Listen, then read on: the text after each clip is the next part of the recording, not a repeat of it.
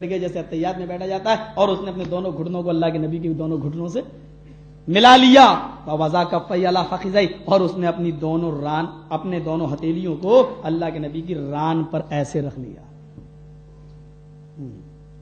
قال اخبرنی عن الاسلام یا محمد، یا رسول اللہ اس نے نہیں کہا، اس نے آ کر ڈائریکٹ نام لیا، یا محمد اخبرنی عن الاسلام، اے اللہ کے رسول مجھے اسلام بتائیے کہ کس کو کہتے ہیں۔ حضرت عمر کہہ رہے ہیں ہم اس کو جانتے نہیں ہیں، ولا نعرف احد، ہم میں سے کوئی بھی اس کو نہیں جانتا۔ یہ حدیث سامنے لانے سے پہلے ذرا غور کر کے دیکھیے، اس کے بال کالے تھے۔ ہمارے یہاں سفید ہو جاتے ہیں تو کالا خضاب لگا کر کالے کیا جاتا ہے۔ مہندی لگانا ایک الگ چیز ہے، وہ سنت ہے، لیکن بالوں کو کالا کرنا، کالا خضاب لگانا، جس نے دنیا کے اندر اپنے سفید بالوں پر کالا خضاب لگایا، سود اللہ وجہہ یوم القیامہ، مسند احمد کی حدیث، اللہ تعالیٰ اس کو کہ چہرے کو قیامت کے دن کالا کر کے اٹھائے گا۔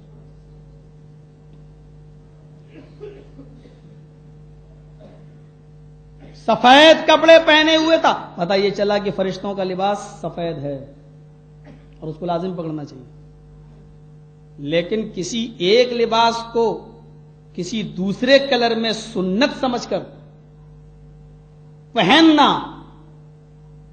یہ صحیح نہیں ہے۔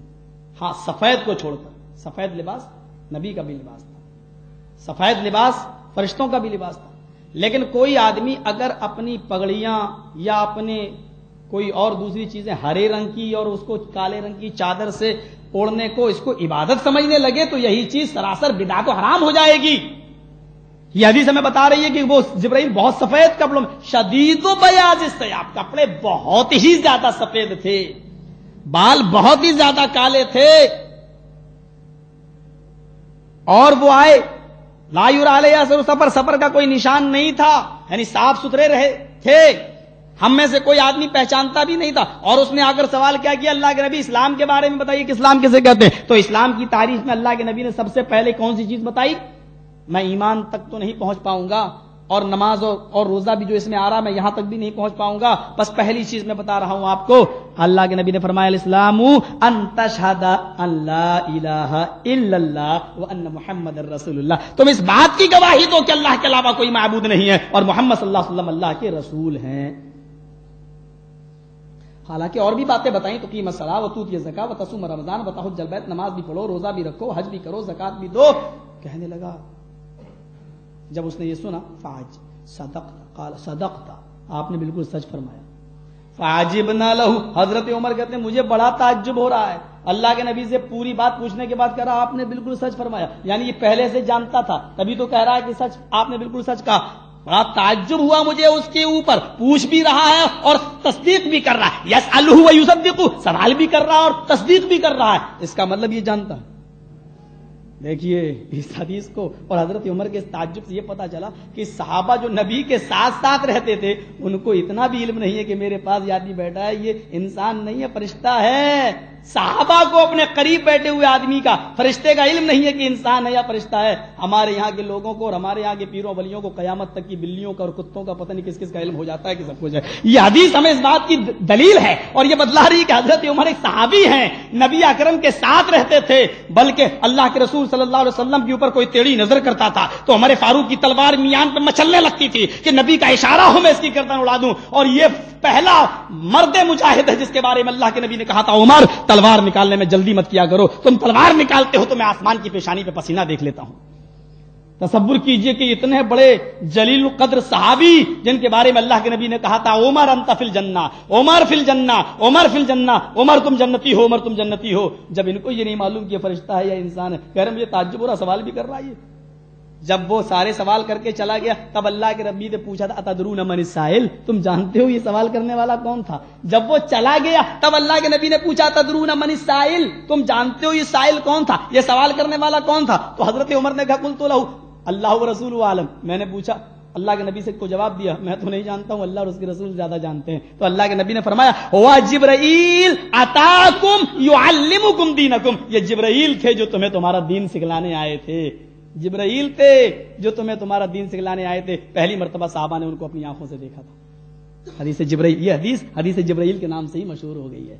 पहली चीज क्या बताई है? अशहदु अल्ला इलाहा इल्लल्लाह, इस बात की गवाही दो कि अल्लाह के अलावा कोई माबूद नहीं है। माबूद वो है, आबिद तुम बनो, इबादत तुम करो और इबादत उसके लिए करो।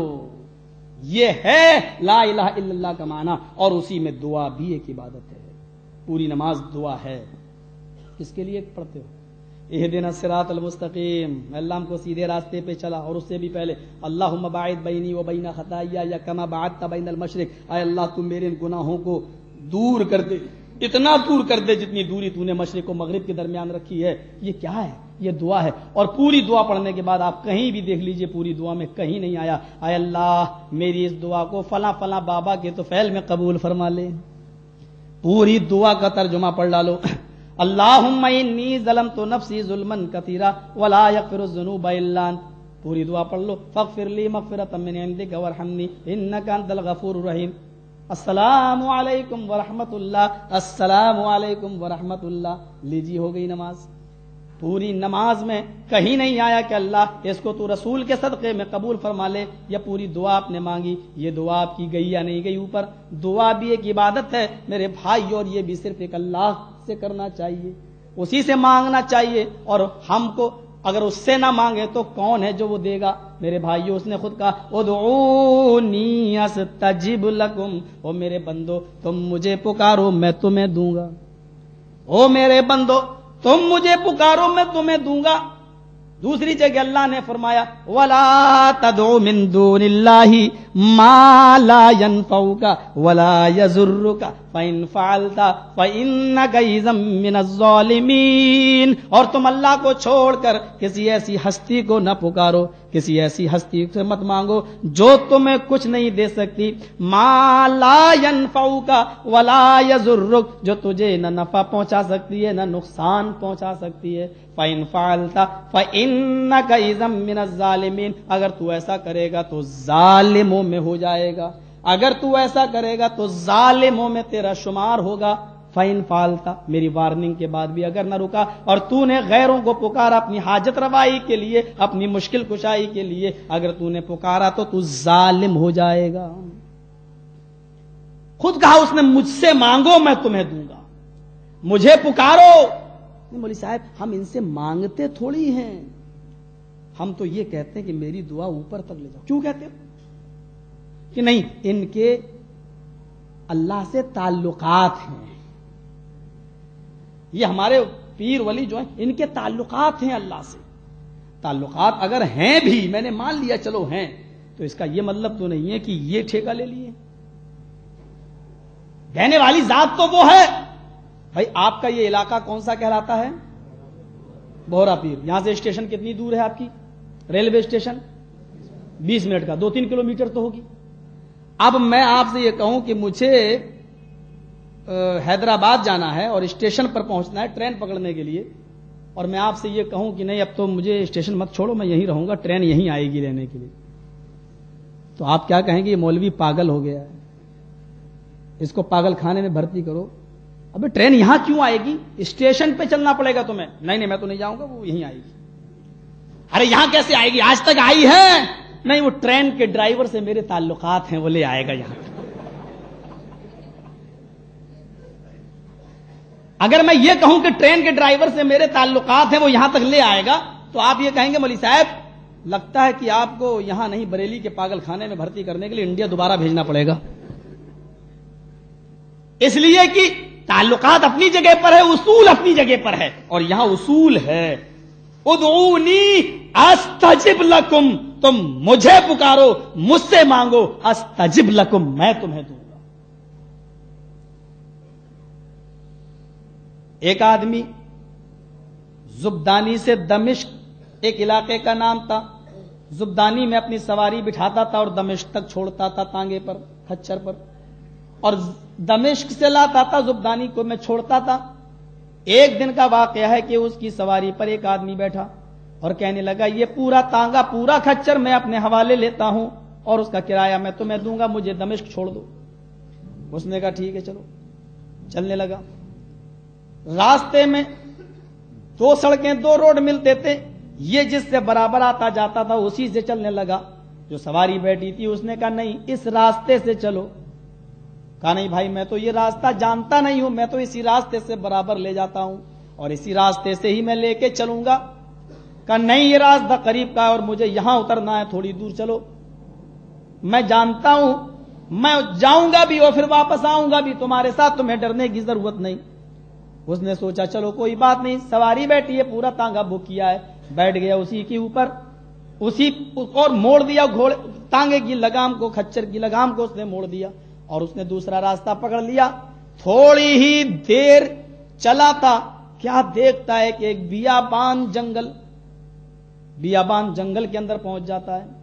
और जैसे ही बियाबान जंगल के अंदर आया, अल्लामा इब्न क़य्यिम ने इस वाक़े को अपनी किताब सिफ़तुस सफ़वा के अंदर नकल किया है।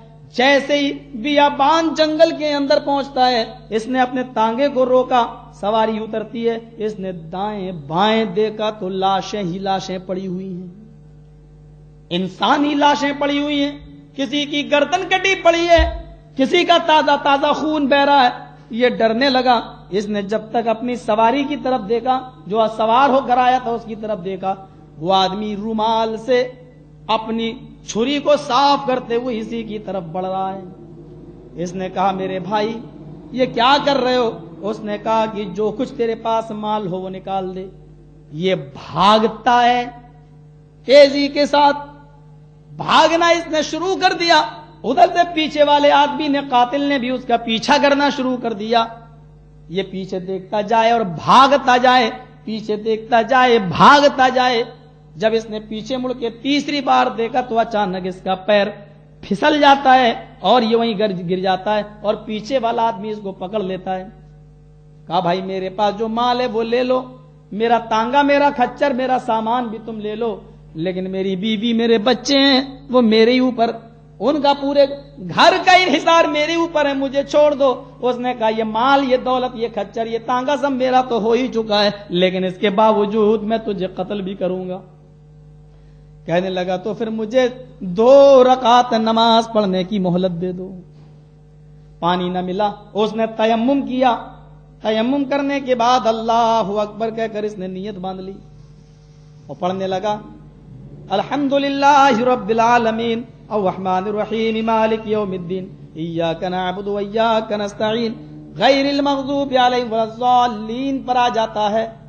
और यहां के बाद अब वो सोच रहा है या अल्लाह क्या करूं, उसकी जुबान आगे चलती नहीं, दिल में धक धक भी होती जा रही है, बीवी बच्चों का ख्याल भी जाहिर बात है फितरी चीज है, वो उसको सता रहा है। अचानक इसकी जबान पर कुरान की आयत जारी हो जाती है, अम्मन युजीबुल मुस्तर्र इज़ा दआ व यक्शिफुस सू, वो कौन जात है जो मुसीबत में अपने मुसीबत ज़दा बंदे के काम आती है। वो कौन जात है जो अपने बंदे की तमाम मुसीबतों को दूर कर देती है जब बंदा उसे पुकारता है। ये बार बार इसी आयत का विर्द करने लगता है। इतने में क्या देखता है, कोई सफेद कपड़े पहने हुए, हाथ में नंगी तलवार लिए हुए चला आ रहा है और वो आते ही ने चश्मे ज़दन में उस कातिल के पेट में तलवार मारता है और उसको कत्ल करके चला जाता है। चूंकि ये नफली नमाज थी, उसने देखा यह आदमी जा रहा है, उसने भी नमाज तोड़ दी और इस आदमी से पूछने लगा मेरे भाई तुमने मेरी खूब मदद की, आखिर तुम अपना नाम तो बताओ। उसने कहा तुम्हें अपना नाम मैं नहीं बता सकता, मुझे अल्लाह ताला ने तेरी मदद के लिए भेजा और मैंने तेरी मदद की इसलिए कि तूने इस नाजुक मोड़ पर अपने मौलाए हकीकी को पुकारा, तूने अल्लाह को पुकारा और अल्लाह ने मुझे तेरी मदद के लिए भेज दिया। ये तौहीद के फायदे हैं मेरे भाइयों। आज हमने समझा ही नहीं कि तौहीद क्या है। मुस्नद अहमद के अल्फाज हैं कि 2 आदमी एक कब्र के पास से, एक बुत के पास से गुजरे। उसने वहां मोटी तोंद वाला बैठा था, डाकू बैठा था, चोर बैठा था। उसने कहा इस कब्र पर कुछ चढ़ाओ, इस बुत के ऊपर कुछ चढ़ाओ। दोनों ने कहा मेरे पास तो कुछ नहीं है। उसने कहा कर्रिब वलो जुबाबन, अगरचे एक मक्खी तुम्हें चढ़ाना पड़े वही चढ़ाओ। ایک آدمی اٹھا اور اس نے مکھی اٹھائی پکڑی اور اس کو مار دیا اور مار کے اس نے اس آستانے کے اوپر مکھی چڑھا دی. فخلوا سبیلہ، ان لوگوں نے اس کے راستے کو چھوڑ دیا کہ جاؤ. فمات ودخل النار، جب وہ مرا تو اللہ تعالیٰ نے اس کو جہنم کے اندر داخل کر دیا. دوسرے سے کہا کہ تم چڑھاؤ. اس نے کہا میں غیر اللہ کے نام پر ایک مکھی بھی نہیں چڑھا سکتا، میں غیر اللہ کے لیے ایک مکھی بھی نہیں چڑھا سکتا، ایک مکھی کا بھی نذرانہ نہیں دے سکتا. فقتلوہ، مسند احمد کے الفاظ ہیں فقتلوہ، ان لوگوں نے اس کو پکڑا اور سب نے مل کر اس کو مار ڈالا، اس کو قتل کر دیا. یہاں مارا فدخل الجنہ، اللہ نے اس کو جنت کے اندر داخل کر دیا. یہ حدیث ہمیں اس بات کی طرف اشارہ کر رہی ہے کہ کسی غیر اللہ کے نام پر یا غیر اللہ کی قبر و مزار و بت خانوں پر جب ایک مکھی بھی مار کے نہیں چڑھائی جا سکتی ہے، اور مکھی مار کے چڑھانے والا اگر جہنمی ہے تو یہاں تو ایک لاکھ کی اور ہزاروں کی چادریں خوبصورت ڈیزائنوں سے چڑھائی جاتی ہیں. میرے بھائیوں، ہم ان کو کون سی فہرست میں رکھیں کہ جہنمی کہنے کا حق تو ہم کو نہیں ہے. اللہ جانے وہ تمہاری کون سی نیکیاں وہ تمہاری قبول کر لے.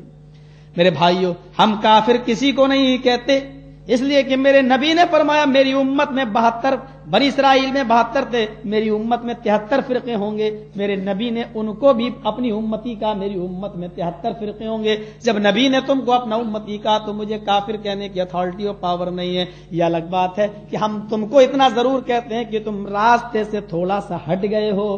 آؤ قرآن و حدیث کی روشنی میں اس راستے کو تلاش کر لیں جو قرآن و حدیث کا راستہ ہو. ہم تو صاف کہتے ہیں اور اعلان کرتے ہیں ڈنکے کی چوٹ پر، آؤ آمین زور سے جائز ہے یا نہیں، رفع الیدین کرنا چاہیے یا نہیں، طلاق 3 طلاق ایک مجلس کی 3 مانی جائیں یا ایک، 8 رکعت تراویح یا 20 رکعت تراویح.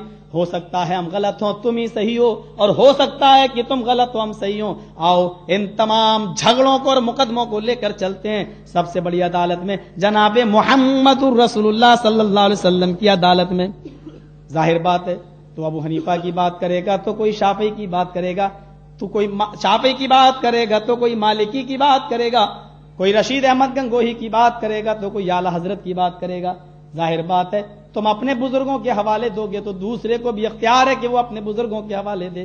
آؤ ایک ایسا بزرگ چن لیتے ہیں جس پر تم بھی اتفاق کر لو، ہم بھی اتفاق کر لیتے ہیں. تمہارے بزرگ کو ہم تسلیم نہیں کرتے، ہمارے بزرگ کو تم تسلیم نہیں کرتے، تو آؤ ایک ایسا بزرگ چن لیتے ہیں جس کو تم بھی تسلیم کر لو، میں بھی تسلیم کر لوں. اور مجھے امید ہے کہ وہ ہستی ایک ہی ہے جس کو تم بھی تسلیم کرو گے اور ہم بھی، اور وہ ہستی ہے جناب محمد رسول اللہ صلی اللہ علیہ وسلم کی. آؤ اپنے سارے جھگڑے اور اختلاف لے کر آتے ہیں اور محمد رسول اللہ کی عدالت سپریم کورٹ میں اپنے مقدمے درج کرتے ہیں، اور میرے نبی کی عدالت سے جو فیصلہ ہو جائے وہ تو بھی مان لے ہم بھی مان لیں. میرے خلاف ہوتا ہے ہم توبہ کر لیتے ہیں، تیرے خلاف آتا ہے تو توبہ کر لے. ایک ہی عدالت ہے وہ جس پر اعتبار کیا جا سکتا ہے، جس پر بھروسہ کیا جا سکتا ہے اور جس پر اتفاق کیا جا سکتا ہے، اور وہ عدالت ہے جناب محمد رسول اللہ صلی اللہ علیہ وسلم. اور وہ عدالت کبھی کہا تھا حضرت عمر فاروق نے اللہ کے رسول کی اس حدیث کو پڑھ کر، من را منکم منکرا فلیغیر بیدہ، جو برائی تم اپنے آنکھوں سے دیکھو اس کو سب سے پہلے اپنے ہاتھوں سے روکو. اگر ہاتھ سے روکنے کی طاقت نہ ہو تو فبلسان، ہی اپنی زبان سے روکو، اور زبان سے بھی روکنے کی طاقت نہ ہو تو اس کا سب سے تیسرا درجہ یہ ہے کہ تم اس کو دل سے برا جانو. 200 250 300 آدمیوں کی بارات اللہ کے نبی کے زمانے میں نہیں چلا کرتی تھی.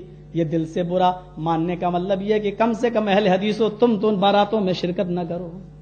آج ہمارے پاس ایمان کا یہ تیسرا درجہ بھی نہیں ہے جس کے بارے میں اللہ کے نبی نے کہا ذالک ضعف الایمان، یہ سب سے کمزور ایمان ہے، یہ سب سے کم ڈگری کا ایمان ہے، یہ سب سے ناقص ایمان ہے. کم سے کم یہ ایمان بھی تو آج ہمارے پاس باقی نہیں رہ گیا ہے.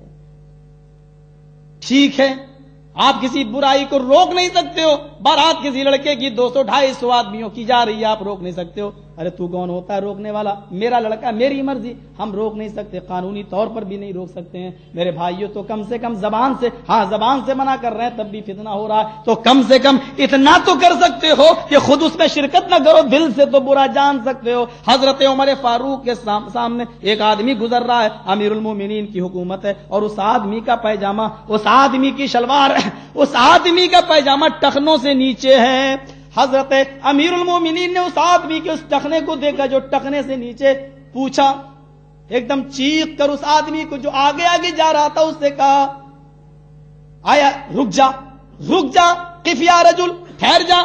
वो आदमी अपनी जगह पर ठहर गया, अमीरुल मोमिनीन की तरफ देखने लगा। हजरत अमीरुल मोमिनीन ने उससे पूछा, अहाइज अंता, क्या तुझे हैज आ रहा है? गौर करना मौलवी साहब, आजकल के मौलवी बड़ी वैसी बातें कर जाते हैं। हजरत उमर फारूक उससे कह रहे हैं, अहाइज अंता, क्या तुझे हैज आ रहा है? औरतों को जो महीना आता है, क्या तुझे महीना आ रहा है? उसने सोचा शायद किसी औरत से कह रहे हैं। उसने पीछे मुड़ के देखा कि कौन औरत? अमीरुल मोमिनीन कहते हैं, उससे नहीं कह रहा हूं, तुझसे कह रहा हूं, अंता कह रहा हूं, अंते नहीं कह रहा हूं। हाइज अंता, क्या तुझे हैज आ रहा है? मुस्तदामत के अल्फाज। वो क्या कहता है वो शख्स, हल यहीजुर रजुल, ऐ अल्लाह के नबी, क्या मर्द, अमीरुल मोमिनीन, ऐ उमर फारूक, क्या मर्द को भी हैज आता है? कैसी बात आप कर रहे हैं? हल यहीजुर रजुल, क्या मर्द को भी हैज आता है? तो अमीरुल मोमिनीन ने क्या कहा, क्या मर्द भी टखने से नीचे पैजामा पहनता है? क्या मर्द भी टखने से नीचे पैजामा पहनता है? ये तो औरतों के लिए हुक्म है कि वो टखने ढाकें, और तू औरत बन के आया, इसीलिए मैंने सोचा शायद तुझे हैज आ रहा हो। फिर अपने खादिम से कहा, जी भी सिक्कीन, छुरी लेकर आओ। छुरी आ गई। अमीरुल मोमिनीन, अभी तो मैं ऊपर किए लेता हूं, घर जाऊंगा मैं खुद छोटा कर लूंगा पैजामे को, काट लूंगा मैं अपने पैजामे को। अमीरुल मोमिनीन क्या जवाब देते हैं, मैंने अल्लाह के नबी की जबान से सुना है, जब किसी बुराई को अपनी आंखों से देखो और ताकत हो। इस्लामी कैस्ट मरकज सलफी कैसेट सेंटर, मंजूर कॉलोनी, गुज्जर चौक, कराची, तो उसको अपने हाथों से दूर करो, रोको। मैं अमीर हूं मोमिनों का, मुझे अमीर बनाया तुमने, और इस बुराई को रोकने की ताकत मुझे है। अपने हाथ से रोकूंगा, और उसका पैजामा पिंडली से भी ऊपर, घुटने से थोड़ा नीचे काट ही डाला। अब जा मोमिनों, मुसलमानों, हाँ मोहम्मदी लोगों, तुम तो आए इसीलिए थे, तुम तो खुद, तुम्हारा तो हर फर्द दाई है, तुम तो इसी काम के लिए आए थे। आज अफसोस है कि हमें अपनों को समझाना पड़ रहा है, आज इन टोपी वालों के पास बैठना पड़ रहा है और इनको दावत व तबलीग करना पड़ रही है। हालांकि हमारी सिफत तो कुरान ये बयान करता है, कुंतुम खैरा उम्मतिन उखरिजत लिन्नास, ऐ मोमिनो तुम सबसे बेहतरीन उम्मत हो, इसलिए कि तुम यहूदियों के लिए आए हो, तुम ईसाइयों के लिए निकले हो, तुम हिंदुओं के लिए आए हो, तुम गैर मुस्लिमों के लिए पैदा किए गए हो। उखरिजत लिल मुस्लिमीन नहीं का, उखरिजत लिन्नास, तुम तो दुनिया के तमाम लोगों को दावत व तबलीग के लिए पैदा किए गए हो। तअमुरूना बिल मारूफ, तुम उनको नेकियों का हुक्म देते हो, व तनहौना अनिल मुनकर, और बुराइयों से रोकते हो, व तुमिनूना बिल्लाह, और एक अल्लाह पर तुम ईमान रखते हो। तुम सबसे बेहतर उम्मत हो, इसलिए कि तुम दूसरों को दावत व तबलीग का फरीज़ा अंजाम देते हो।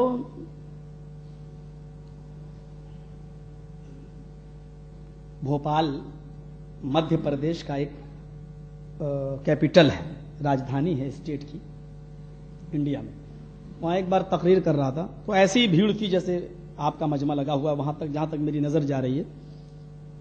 तो दूर से एक आदमी चल के आया वहां से, कहता है, ए मौलवी साहब ये माइक हटाओ। मैंने कहा इसको क्या कोई जिन्नात आ गया इसके ऊपर? मैंने कहा क्यों, माइक क्यों हटाओ? कहा कि तुम लोग तो वसीला मानते नहीं हो, तो ये माइक का वसीला क्यों लियो? मैंने कहा कहना क्या चाहता है? कहा कि इतनी दूर तक तुम बगैर माइक की आवाज पहुंचाओ। मैंने कहा नहीं पहुंचेगी। कहा क्यों नहीं पहुंचेगी? मैंने कहा यार नहीं पहुंचेगी, वहां जो इतनी दूर लोग खड़े हुए हैं वो नहीं सुन पाएंगे बगैर माइक के, और मैं कितना चीखूंगा। तो इसको किस लिए लगाया? मैंने कहा इसलिए ताकि दूर तक आवाज जाए। क्या अच्छा, اتنی دور تک تو تمہاری آواز بغیر مائک کے وسیلے کے پہنچتی نہیں ہے، اتنی دور کیسے پہنچ جاتی ہے دعا بغیر وسیلے کے؟ میں نے کہا او یہ مطلب تھا اس کا۔ میں نے کہا اور کچھ کہنا چاہتا ہے؟ کہنے لگا مولوی صاحب دلی جاتے ہو ٹرین کا سہارا لیتے ہو، بامبے جاتے ہو ٹرین کا سہارا لیتے ہو، سعودیہ اور امریکہ جانا ہو تو پلین کا سہارا لیتے ہو، بغیر وسیلے کے آپ دلی اور بامبے اور بغیر پلین کے وسیلے کے آپ سعودیہ اور امریکہ نہیں پہنچ سکتے ہو، تو اللہ تک تم اپنی باتیں کیسے پہنچا دیتے ہو؟ میں نے کہا دو چیزیں تو نے بتا دی، تیسری میں یہ کہہ دیتا ہوں تیری طرف سے کہ چھت پہ چڑھنا ہو تو سیڑھی کی ضرورت پڑتی ہے یا نہیں، اور ایک اور بات کہہ دیتا ہوں وزیر اعظم سے ملنا ہے تو پہلے چپراسیوں سے ملنا پڑتا ہے، بعد میں وزیر اعظم سے ملنا پڑتا ہے، تو اللہ سے ملنے کے لیے بھی ان کا سہارا لو۔ بالکل اس موقع پر میں نے کہا اونٹ رے اونٹ تیری کون سی کل سیدھی، میں نے کہا یہ مائک میرے سامنے اور میں نے اس لیے لگایا کیونکہ میری زبان کمزور ہے، وہاں جتنے لوگ بیٹھے ہوئے ہیں ان تک میں اپنی کمزور زبان سے اپنی آواز ان تک پہنچا نہیں سکتا، اور وہاں جو لوگ بیٹھے ہوئے ہیں ان کے کان کمزور ہیں جو بغیر مائک کے وہ ہماری آواز سن نہیں سکتے۔ جب بولنے والی زبان کمزور ہو اور سننے والے کان بھی کمزور ہوں تب مائک کا تب وسیلے کی ضرورت پڑتی ہے، بولنے والی زبان کمزور اور سننے والے کان بھی کمزور تب وسیلے کی مائک کی ضرورت ہمیں پڑی۔ میرے محترم جب ہم اللہ تک دعا پہنچاتے ہیں تو اس وقت ہمارا عقیدہ یہ ہوتا ہے اللہ پہنچانے والی زبان ضرور کمزور ہے لیکن سننے والے تیرے کان کمزور نہیں، پہنچانے والی زبان میری کمزور ہے لیکن سننے والے تیرے کان کمزور نہیں، تو سمندر کی تاریکیوں میں تیرنے والی مچھلیوں کے تیرنے کی آہٹ کو بھی سن لیتا ہے، تو ہماری دعاؤں کو تو کیوں نہیں سن سکتا؟ جس جگہ میری تقریر تھی روڈ پر اس کے بغل میں ایک مسجد تھی، میں نے کہا یہ مسجد تمہیں دکھائی دے رہی ہے؟ کہنے لگا ہاں۔ میں نے کہا اس سے میرے محترم دلی بھوپال سے تقریباً 1200 کلومیٹر دور ہے، جتنا یہاں سے تقریباً لاہور، جو چیز دور ہوتی ہے وہاں تک پہنچنے کے لیے وسیلے کی ضرورت پڑتی ہے۔ دہلی دور ہے، میں ٹرین کا وسیلہ لوں گا، بامبے 2000 کلومیٹر ہے، میں ٹرین کا وسیلہ لوں گا، سعودیہ اور دور ہے، میں پلین کا وسیلہ لوں گا، اور ہاں امریکہ اور دور ہے، جو جتنا زیادہ دور ہے وسیلہ بھی اتنا زیادہ ہیوی چاہیے، اتنا ہی زیادہ مضبوط چاہیے، کیونکہ یہ چیزیں دور ہیں اور دور کے لیے وسیلہ چاہیے لیکن قریب کے لیے وسیلہ نہیں چاہیے۔ اور اگر میں یہ کہوں یہ سامنے مسجد دکھ رہی ہے، اس مسجد میں نہیں جاؤں گا، پہلے ہیلی کاپٹر لے کر آؤ۔ میں تم سے کہتا ہوں اس مسجد میں جانا چاہتا ہوں، جاؤ ٹرین لے کے آؤ۔ میرے محترم سچ بتانا تم اس وقت مجھے کیا سمجھو گے؟ میں کہوں یہ مسجد ہے، ماروتی لے کے آؤ، تم کہو گے پاگل ہے، ابھی 10 قدم کا فاصلہ ہے، اس مسجد میں پہنچ جائے گا، اتنی قریب مسجد ہے، اور یہاں کے لیے ہوائی جہاز و ماروتی مانگ رہا ہے، تم کہو گے یہ تو بالکل سٹیا گیا، یہ تو بالکل پاگل ہو گیا۔ بتاؤ قریب کے لیے وسیلہ مانگنا، قریب کے لیے وسیلہ طلب کرنا یہ پاگل پن ہے یا نہیں؟ کہنے لگا بالکل۔ میں نے کب فیصلہ کر لے اللہ دور ہے یا قریب؟ اگر دور ہے تو بالکل وسیلہ پکڑ، اور اگر قریب ہے تو وسیلہ نہ پکڑ۔ کہنے لگا یہ کیسے پتا چلے؟ ہم نے کہا نہ تیری نہ میری، قرآن میں دیکھ لے، وَإِذَا سَأَلَكَ عِبَادِي عَنِّي فَإِنِّي قَرِيبٌ۔ اے میرے نبی، میرے بندے میرے بارے میں سوال کرتے ہیں کہ اللہ کہاں ہے، کہہ دو فَإِنِّي قَرِيبٌ، میں ان کے بالکل قریب ہوں۔ ایک جگہ اللہ نے کہا میں ان کی شہر رگ سے بھی زیادہ، رگ دل سے بھی زیادہ قریب ہوں۔ ہم نے کہا جو اتنا قریب ہو، جو میری دل کی آہٹوں سے بھی زیادہ قریب ہو، جو شہر رگ سے بھی زیادہ قریب ہو، جو میرے بالکل قریب ہو، اب بتا قریب کی جگہ پر جانے کے لیے وسیلہ چاہیے نہیں؟ کہنے لگا ہمیں قرآن مولویوں نے سمجھایا ہی نہیں۔ میرے بھائیوں، قرآن کی آیتیں دیکھتے جاؤ، فیصلے کرتے جاؤ۔ ہم وسیلے کے مخالف، زندہ کا وسیلہ لو، ہاں آپ کسی نیک آدمی سے کہو کہ میرے لیے دعا کراؤ، یہ کوئی بات نہیں، میں کبھی نہیں کہتا ہوں۔ ایک آدمی مجھے گالی دے کے کہتا بریلی کے اندر، مولوی جرجیس کھانا پک جاتا اپنی بیوی سے مانگتے ہو یا نہیں؟ میں نے کہا ہاں۔ کہتے ہو کھانا لگاؤ؟ ہاں لگاؤ۔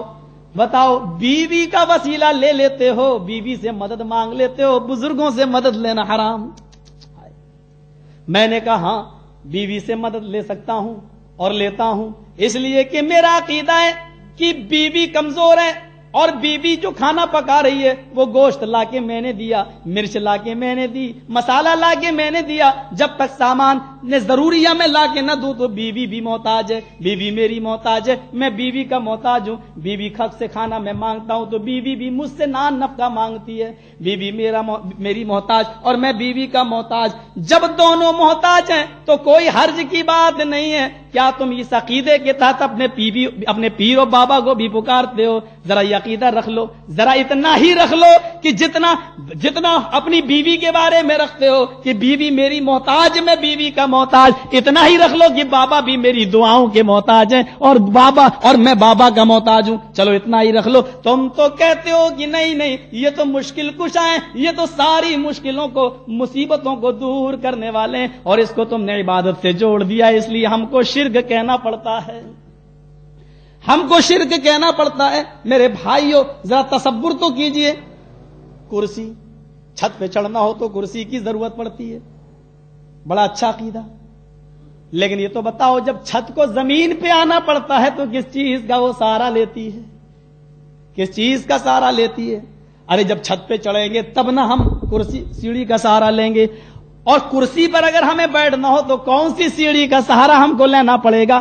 میرے بھائیو ہم یہی عقیدہ تو رکھتے ہیں، جب ہم سجدے میں جاتے ہیں تو یہ عقیدہ ہوتا ہے کہ اللہ دیکھ ہم اتنے نیچے، سبحان ربی الاعلی، تو سب سے اونچی ذات اعلی تیری ہے، سب سے بلند تو ہے، ہم میں اور تجھ میں اتنا فرق ہے کہ میری پیشانی، میرا وجود زمین کی پستیوں سے اوپر نہیں ہے، اور تیری بلندی اور تیرا مقام آسمان کی رفتوں سے نیچی نہیں ہے۔ ہم میں اور تجھ میں اتنا فرق کہ میں زمین کی پستیوں سے اٹھا ہی نہیں اور تو آسمان کی بلندیوں سے نیچے ہی نہیں ہے۔ ہاں ہم میں تجھ میں اتنا فرق ہے کہ ہم بادشاہ بھی اگر کسی ملک کے ہیں، شاہ فہد اور شاہ عبداللہ اور یا آپ کے پاکستان کے، ان تمام کو لے لو، سجدے میں جاتے ہیں ناک زمین پہ ہوتی ہے تو حقیقت یہ اللہ بڑے بڑوں کی ناک تیرے آگے زمین پر رگڑنے پر مجبور ہیں، اس لیے کہ ناک رگڑنا اگر ہے ہم کو تو تیرے سامنے رگڑنا ہے، ہم تیرے سامنے تو ذلیل ہیں، ہم ناک رگڑ رہے ہیں اپنی عزت والا تو ہے، قوت والا تو ہے، مضبوط تو ہے، دینے والا تو ہے۔ اب یہ بتاؤ یہ ناک تمہارے پیروں نے ولیوں نے بھی رگڑی تھی یا نہیں رگڑی تھی؟ جب وہ بھی اللہ کے سامنے، ہم بھی اللہ کے سامنے جب ذلیل ہیں تو یہ عزیز تو اللہ ہی کی ذات ہے، پھر کمزور سے کیوں مانگے، کمزور کو کیوں بلائے، کمزور کو کیوں پکارے؟ میرے بھائیو یہی چیز تو ہم تم سے کہنا چاہتے ہیں۔ تصور تو کرو وزیر اعظم سے ملنا ہے تو چپراسیوں سے اس لیے ملنا پڑتا ہے، وزیر اعظم کو نہیں معلوم، ہمارے راجیو گاندھی کو نہیں معلوم تھا کہ جو بڑھیا میرے گلے میں پھولوں کا ہار ڈال رہی ہے یہ ابھی 2 منٹ کے بعد بم بلاسٹ ہوگا، اور میری دل کے قریب لٹکنے والی جان کے بارے میں بھی علم نہیں ہے، کون آدمی اس دیوار کے پیچھے چھپا ہے مجھے نہیں معلوم، یہ وزیر اعظم کو بھی نہیں معلوم ہے، اس لیے پہلے چپراسیوں سے ملنا پڑتا ہے، لیکن اللہ وہ علیم و خبیر ہے، اس کو کون سی چیز اس سے چھپی ہوئی ہے۔ پھر میرے بھائیو اللہ کی مثال آج کے ان وزراء اور ان منتریوں سے دو جن کو پیشاب کر کے دھونے کی بھی تمیز نہ ہے۔ میرے بھائیو یہ اللہ کی شان تو نہیں کہ ان کی مثال تم ان سے دے رہے ہو۔ سائنس کہتی ہے ہمارا عقیدہ اللہ کی ذات کے بارے میں، وہ ذرا دیکھیے کہ ایک آدمی کبھی زندگی میں ڈائریکٹ نہیں پکارتا تھا اللہ کو، ڈائریکٹ نہیں، نماز بھی پڑھتا تھا تو کہتا تھا پیر صاحب میری نماز اللہ تک پہنچا دو، بابا میری نماز کو اللہ تک پہنچا دو، یہ اس کا عقیدہ۔ تو ایک دن ایسا ہوا کہ وہ گاڑی چلا رہا ہے ماروتی، اور گاڑی پھسل گئی، پہاڑ کے اوپر سے گرا، پہاڑ کے درمیان سے ایک درخت نکلا تھا جڑ سے، ماروتی والے نے اپنی وہ کھولی کھڑکی اور ایک دم چھلانگ لگائی اور پیڑ پہ گرا، ماروتی نیچے سب مر گئے، اور اس نے پیڑ پکڑ لیا۔ اب نیچے جھانک کے دیکھتا ہے تو 1 کلومیٹر گہری کھائی، چھوڑ نہیں سکتا. اوپر دیکھ رہا ہے تو بالکل چکنا پہاڑ، 1 کلومیٹر اوپر اونچا پہاڑ، چڑھ نہیں سکتا. اوپر دیکھ رہا ہے تو چڑھنے کی طاقت نہیں، نیچے دیکھ رہا ہے تو ہاتھ چھوڑنے کی ہمت نہیں. اب کہہ رہا اللہ تو مجھے بچا لے. اب اس کو نہ اجمیر والا یاد آ رہا ہے، نہ بدایوں والا، نہ بریلی. جبکہ اس نے کوئی بھی عبادت بھی کی تھی تو اس کو بھی پہنچانے کے لیے اس نے سہارا لیا، کبھی نہیں پکارا اللہ کو ڈائریکٹ، انڈائریکٹ ہی پکارتا رہا. آج وہ کہہ رہا اللہ مجھے بچا لے. گھر میں کبھی آگ لگ جائے اور بچے تڑپنے لگیں تو آپ دیکھیے گا، آگ جب لگتی ہے تو لوگ اس وقت یا غوث یا فلاں نہیں، یا اللہ. اس وقت یہ دل کا تعلق ہے، کنیکشن ہے. کہتا اللہ تو مجھے بچا لے. اللہ نے کہا اے فرشتو ادھر آؤ، آج تم ایک نئی چیز دکھاؤں. میرے بندے نے کبھی ڈائریکٹ مجھے نہیں پکارا، لیکن آج پکا موحد بن گیا، آج مجھے پکار رہا ہے، بچا لوں. فرشتے کہتے ہیں اللہ مجھے تو آج بھی دال میں کالا لگ رہا ہے، مجھے آج بھی بھروسہ نہیں ہے اس کے اوپر. کہا کیا تم دیکھ رہے ہو یہ مجھے پکار رہا اور تم کہہ رہے ہو آج بھی مجھے بھروسہ نہیں ہے؟ اللہ مجھے تو نہیں ہے، تو عالم الغیب ہے، تو جان. اللہ نے کہا اچھا کرو، ایسا کرو کہ میں امتحان لے لیتا ہوں اس کا. حالانکہ اللہ جانتا ہے، لے لیتا. اللہ نے کہا میرے بندے تو نے آج پہلی بار ڈائریکٹ مجھے پکارا اور میں بھی چاہتا ہوں کہ تجھے بچا لوں، لیکن میری ایک شرط ہے، پوری کر دے. مرتا کیا نہ کرتا، اندھے کو چاہیے 2 آنکھیں. کہتا اللہ ایک کیا تیری 20 شرطیں بھی ہوں گی تو میں پوری کر دوں گا، جلدی بتا کیا ہے. ہاں لٹکا ہے، 20 شرطیں کہاں سے پوری کر دے گا، پہلے ایک تو کر دے، ایک کر دے بس. کہ ٹھیک ہے اللہ میں ایک شرط تیری پوری کر دیتا ہوں، تو جلدی بتا لیکن مجھے بچا لینا. کہاں میں بچا لوں گا، بچانا میرا کام. کہا کیا ہے تیری شرط؟ اللہ نے کہا بندے میری شرط یہ ہے کہ اپنے دونوں ہاتھ چھوڑ دے. اللہ نے کہا بندے میری شرط یہ ہے کہ تو اپنے دونوں ہاتھ چھوڑ دے. اوپر سے نیچے دیکھتا ہے، نیچے دیکھ کے کہتا ہے اللہ بات تو تیری ٹھیک ہے لیکن یہ شرط تیری بڑی ٹائٹ ہے، بڑی تگڑی ہے. پہلے تو مجھے یہ تو بتا کہ میں چھوڑ دوں گا، نیچے گروں گا تو بچائے گا کیسے مجھے؟ نیچے تو کچھ نہیں ہے. پہلے تو بتا کہ میں چھوڑ دوں تو بچائے گا کیسے؟ فرشتوں نے کہا دیکھ اے اللہ میں نے کہا تھا کہ آج بھی تیرے بندے کو تیرے اوپر بھروسہ نہیں. اللہ نے کہا نہ، چھوڑنا تیرا کام، بچانا میرا کام. نہ پہلے تو بتا کہ مجھے بچائے گا کیسے. بچانا میرا کام، چھوڑنا تیرا کام. نہ پہلے تو بتا کہ بچائے گا کیسے. 2 دن ہو گئے، 3 دن ہو گئے، آٹومیٹک کیلشیم کی آئرن کی کمی ہوئی، ہاتھ چھوٹے نیچے گرا، رام رام ست. یہی کہو. یہ میں اس لیے بتانا چاہتا ہوں آپ کو کہ اللہ کی ذات وہ ذات ہے جو اس نقص سے بھی اور اس سوچ سے بھی پاک ہے کہ وہ یہ کام کیسے کرے گا. اللہ کے بارے میں اگر کسی نے یہ سوچا کہ وہ بغیر وسیلے کے اور بغیر بابا کے دعاؤں کے پہنچائے ہوئے بیٹا بیٹی کیسے دے گا، یہ بھی شرک ہے. اللہ کے بارے میں لفظ کیسا لگانا بھی شرک ہے. وہ اس صفت سے بھی بالکل پاک ہے. جانتے ہو کہ وہ رب کون ہے؟ زمین سے یہ چاند تقریباً 2,40,000 میل کی اونچائی پر ہے. سورج تقریباً 9.5 کروڑ میل کی 9 کروڑ 30 لاکھ میل کی بلندی پر ہے. اور سورج کے اوپر سیارے ہیں، ایک قریبی سیارہ، ایک بعیدی سیارہ.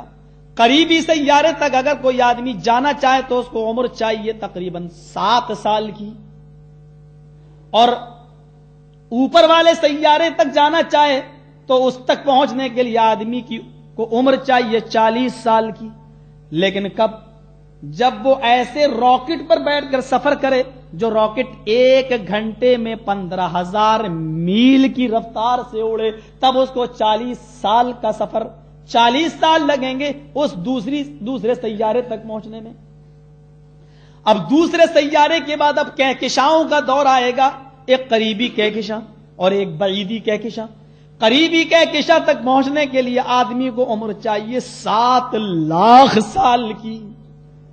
قریبی کہکشاں تک آج کی موجودہ سائنس کہہ رہی قریبی کہکشاں تک پہنچنے کے لیے عمر چاہیے آدمی کو 7 لاکھ سال کی, اور بعیدی کہکشاں تک, آخری کہکشاں تک آدمی کو پہنچنے کے لیے عمر چاہیے 40 لاکھ سال کی. لیکن وہ ایسے راکٹ پر نہیں جو 15,000 میل فی گھنٹے کی رفتار سے اڑے, بلکہ وہ اس راکٹ پر سفر کرے جو راکٹ 1 سیکنڈ میں, 1 منٹ نہیں, 1 سیکنڈ میں 1,86,000 میل شرح برق کی رفتار سے اڑتا ہو. برق بجلی کی چمک, جو آسمانی بجلی ہوتی ہے, اس چمک کی رفتار سے جو راکٹ اڑے گا تب اس کو 40 لاکھ سال لگیں گے. 12 اپریل سن 1959 میں روس کا اولین خلاباز خروشچوف یہ زمین سے 185 میل 185 میل 185 میل اوپر گیا. یہ روس کا اولین خلاباز ہے, سب سے پہلے اسی نے سفر کیا تھا خلا کا, فضا کا. 12 اپریل سن 1959 کو روس کا اولین خلاباز جب آسمان کا سفر کرتا ہے اور زمین کے صرف 185 میل اوپر گیا اور زمین کے ارد گرد ایک چکر لگایا, اور چکر لگانے کے بعد جب زمین کے اوپر آیا تو روس کے وزیر اعظم مسٹر یوری گگارین نے پوچھا تھا, آئے خروشچوف تم نے 185 میل کا سفر کیا آسمان کا, فضا کا, یہ بتاؤ کیا تم نے پوری زمین کے گرد ایک چکر لگایا, تمہیں آسمانوں میں کہیں مسلمانوں کا خدا نظر آیا, کہیں مسلمانوں کا اللہ نظر آیا, کہیں تم نے مسلمانوں کے رب کو دیکھا؟ اس نے ٹنکے کی چوٹ پر اعلان کیا, اس نے ٹنکے کی چوٹ پر زمین پر اعلان کیا کہ مجھے اللہ واللہ نام کی کوئی چیز نظر نہیں آئی. نہ جانے کتنے مسلمانوں کے عقیدے تذبذب کا شکار ہو گئے, اور نہ جانے اس وقت کتنا بڑا ہنگامہ اس نے کیا. ابھی ہمارے جامعہ ملیہ میں کانفرنس ہوئی تھی دہلی کے اندر, دہلی میں کانفرنس ہوئی تھی اور مجھے وہاں پر انوائٹ کیا تھا. وہاں کے اسٹوڈنٹ نے, وہاں کے طلباء نے, اتنا زہر اگلا گیا وہاں پر مسلمانوں کے خلاف. ایک کمیونسٹی خیال کے لڑکے نے زہر اگلا اور اس نے اس بات کو بھی اچھالا کہ بتاؤ 185 میل وہ اوپر گیا اور اس نے اللہ واللہ نام کی کوئی چیز نظر نہیں آئی. آج تو لوگ چاند تک ہو جائیں لیکن اللہ واللہ نام کی ان کو کوئی چیز نظر نہیں آتی ہے. کمیونسٹ تھا میرے بھائیوں, میں نے کھڑے ہو کر کہا کہ اگر اس نے یہ کہا کہ مجھے اللہ نام کی کوئی چیز نظر نہیں آئی, کسی مسلمان کو تکلیف نہیں پہنچی. اگر وہ یہ کہتا کہ میں اللہ کو دیکھ آیا ہوں تو ضرور تکلیف پہنچتی. اگر وہ یہ کہتا کہ میں اللہ کو دیکھ آیا ہوں تو ضرور تکلیف پہنچتی. ارے اللہ تعالیٰ تو قرآن میں فرماتا ہے کہ میں دنیا کی تمام نگاہوں کو دیکھ رہا ہوں لیکن دنیا کی کوئی نگاہ مجھے دیکھ نہیں سکتی. حضرت عائشہ فرماتی ہیں کہ اللہ کے نبی نے بھی اللہ کو نہیں دیکھا, اللہ نے قریب کیا, بہت قریب کیا, لیکن اللہ کو دیکھا نہیں. اور جو یہ عقیدہ رکھے کہ نبی نے اللہ کو دیکھا ہے وہ جھوٹا ہے. اما عائشہ کہتی ہیں جس نے یہ عقیدہ رکھا کہ نبی نے اللہ کو دیکھا تو وہ جھوٹا ہے. میرے بھائیوں, یہ گئے اللہ کو دیکھنے. ارے حضرت موسیٰ علیہ السلام جیسا پاکیزہ نبی, اللہ میں تجھے دیکھوں گا. اللہ کہہ رہا لن ترانی یا موسیٰ, تم مجھے نہیں دیکھ سکتے ہو. نہیں میں تو تجھے دیکھوں گا, تو چڑھ جا پہاڑ پہ. حضرت موسیٰ پہاڑ پہ جبل طور پہ چڑھ گئے. اللہ نے اپنے نور کی ہلکی سی تجلی دکھائی. فخر والسلام جیسا پاکیزہ نبی, اللہ میں دین کے اوپر, اور یہ پہاڑ سرما بن کے جل کے راکھ ہو گیا جب ہلکا سا نور پہاڑ نہ دیکھ سکے. اور حضرت موسیٰ بے ہوش زمین پر پڑے ہیں. اوہ نبی کو نور کا عقیدہ رکھنے والوں کہ اللہ نے اپنے نور سے نبی کو پیدا کیا.